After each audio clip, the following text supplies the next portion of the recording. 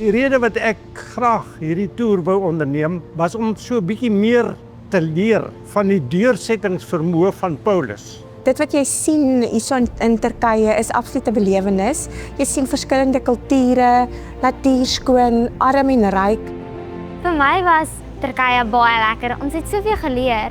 Ons het aan die voetspore van Paulus geloop. Dit was so lekker. Aan die einde van sy lewe het hy wel die stelling gemaak van hy het die goeie stryd gestry.